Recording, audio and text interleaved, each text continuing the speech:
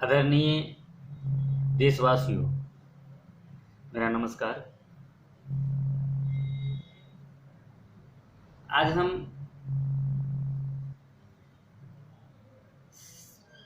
भारत सरकार और राज्य सरकार दोनों के प्रति एक नागरिक होने के नाते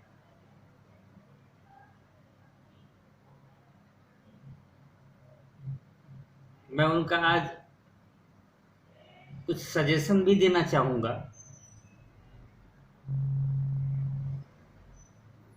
और कुछ विनती भी करना चाहूँगा।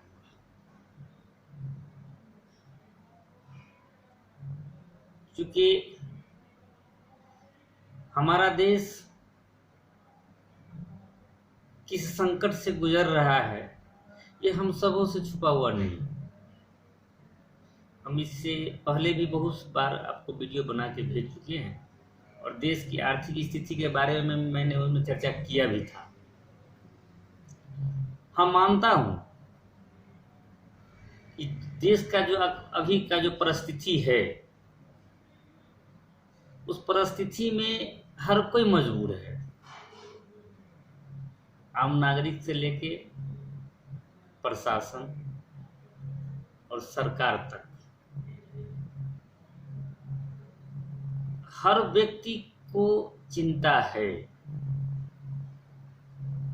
और हर चैनल को भी इस बात का चिंता है।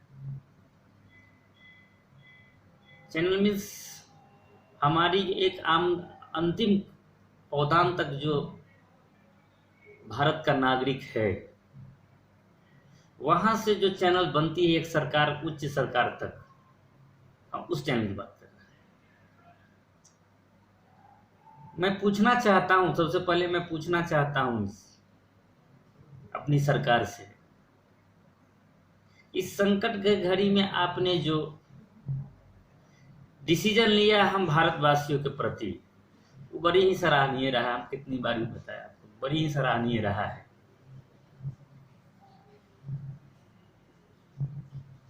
और भारत सरकार के जो वर्तमान में आज के राजा हैं हमारे माननीय नरेंद्र मोदी जी, उनकी सूझबूझ को का भी केवल भारतवासी ही नहीं वरन कहिए कि पूरे वर्ल्ड है। इन्होंने जो लॉकडाउन का प्रक्रिया को पालन अपनाया, वो क्विकली और देश के हित में, चूंकि वह देश के ही हैं और आम आदमी का ख्याल रखे हुए हैं, तो एक दर्द के कोना में इसको जल्दी लागू करने का उन्होंने प्रयास किया और बहुत हद तक सफल भी रहे हैं। क्योंकि जो स्थिति आंकड़ा बता रहे हैं कि अगर ये नहीं होता तो फिर क्या होता, ये होता एकदम भयावह। हम मानते हैं इस बात। जब आप इस भयावह को इस तरह से देख रहे हैं, जो परिस्थिति क्या से क्या हो सकती है, तो ऐसे में तो आपको बड़ा सूझबूझ से काम लेना चाहिए। सूझबूझ का मतलब ये है कि जो व्यक्ति आपके लॉकडाउन का 100% पालन किया, हमको लगता है कि उनमें जनसंख्या का 90% व्यक्ति आपकी इस बात को, भारत सरकार, क्योंकि एक राजा हमारे पिता होते हैं और राजा का हुक्म एक बाप का हुक्म होता है, हमने पूरी तरह पालन किया। जो 10% व्यक्ति नहीं किया, हमको लगता है वजह यही है कोरोना फैलने की। आज जबकि स्थिति पहले से हमारी स्थिति और भयावह होते जा रही है, ये आप किसी से छुपा हुआ नहीं है।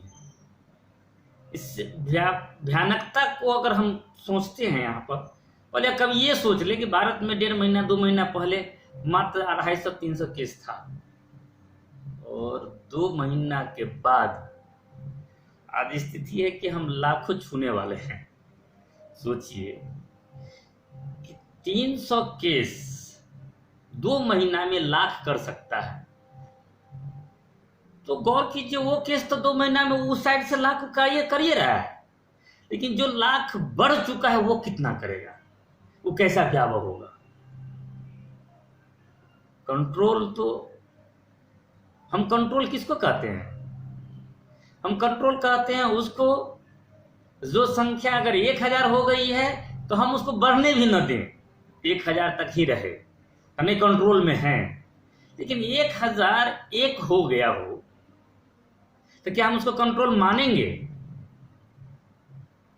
कंट्रोल हम नहीं मानेंगे। तब तो हमको अगर बढ़ता है तो और ज्यादा हम भयभीत होनी चाहिए इस बात से कि ये इतना में ये लोग, ये ऐसे संकट का हम लोग दंग झेल चुके हैं, अगर इस ऐसे दोनों चैनल से बढ़ेगा तो क्या हाल होगा। अगर इस हाल को, ये तो हमारा उनसे अपनी डिमांड रहा, इसकी नजरिया को देखिए। दूसरा कि ठीक है, जब आप लॉकडाउन तोड़ना ही चाह रहे हैं जनरल व्यक्ति, मैं उनसे पूछना चाहता हूं कि 90% व्यक्ति जो लॉकडाउन का पालन किया उसका क्या दोष था? जो 10% के कारण ये फैली, और आज ये है कि लॉकडाउन तोड़ के 90% का जो अपना विश्वास आस्था था कि ये बीमारी भाग जाएगी, अगर वो भी संक्रमित केवल इसके ऐसे इस दृष्टिकोण लॉकडाउन टूटने के कारण होते हैं, तो वो व्यक्ति आपसे क्यों न डिमांड करे, मेरी क्या दोस्त था, मैंने तो पालन किया है, फिर हमें मौत क्यों दे रहे हैं? दोस्त तो मेरा नहीं था उसमें। चलिए, ये हमारी, अब इससे आप समझ सकते हैं कि मैंने आपसे क्या डिमांड किया है। दूसरा कि अगर मान लिया ठीक है हम इसको कंट्रोल नहीं कर पा रहे हैं, भारत के अर्थव्यवस्था को भी ध्यान में रखना है। ये लगातार निरंतर अगर इस तरह से हम चलते रहेंगे तो हमारी भारत की अर्थव्यवस्था क्या होगी? लोग यूं ही भूखे मर जाएंगे। सोचिए, क्या हम भारत मात्र 6 महीना साल भर तक का हर व्यक्ति को खिलाने के लायक हम नहीं है? क्या हमारा अर्थ यही है? हम जनरल बात कर रहे हैं, हम सरकार से भी करें, आम आदमी से भी करें। हमको कम से कम आज चूंकि देखिए दौलत, धन, हम जिंदा है, हम जीवित हैं तो कमाते हैं। अगर हम मर ही गए तो क्या करेंगे धन का, और क्या करेंगे सरकार का? इसको हमारी तरफ से अपनी डिमांड है कि बीमारी पूर्ण रूप से अगर भाग जाए, ऐसी कदम हमको उठानी होंगी। उसके लिए हमको व्यवस्थित होना होगा हर दृष्टिकोण से। इसका दुष्परिणाम क्या क्या हो सकता है, उस दृष्टिकोण को अपने आप में हम उस दृष्टिकोण को आत्मसात करेंगे, उस पर पहल करेंगे कि अगर ऐसा करते हैं तो इसका दुष्परिणाम क्या होगा, उसको हम कैसे फेस कर सकते हैं। उस तरह से हमको तैयार होना होगा, तैयार रहना चाहिए।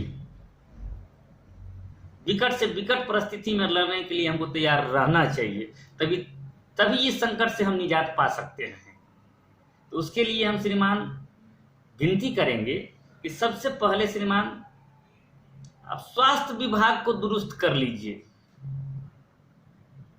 हालांकि आज के डेट में स्वास्थ्य विभाग का जो योगदान रहा है, प्रशासनिक योगदान रहा है, उसको इतिहास में नहीं भूला जा सकता है। लेकिन उनकी जो व्यवस्थाएं उनको चाहिए, मेडिकल डिपार्टमेंट को, उसको हमको फोकस करना चाहिए कि वो सारा का सारा हम अवेलेबल करा दें, और उसकी बल्क मात्रा में हमारे पास अवेलेबल रहना चाहिए। उस परिस्थिति से भी हम तैयार रहेंगे जूझने के लिए और फेस करेंगे, तभी हम फेस कर सकते हैं। और एक तरफ जीने के लिए अनाज की जो भंडार होनी चाहिए वो भी हम रख लेंगे। हम इस बात को मान भी रहे हैं, बराबर न्यूज से देखते हैं, सुनते हैं, भारत 30 साल पीछे हो गई। पीछे हो जाना अच्छी बात है, लेकिन भारत समाप्त हो जाना क्या अच्छी बात है? तो हमको 1 साल तक के लिए हम ये सारा सुविधा उपलब्ध करा लेते हैं, तो बीमारी भागेगी कि नहीं भागेगी? और उसके लिए कमर कसना सबको होगा, राज्य सरकार हो, केंद्र सरकार हो।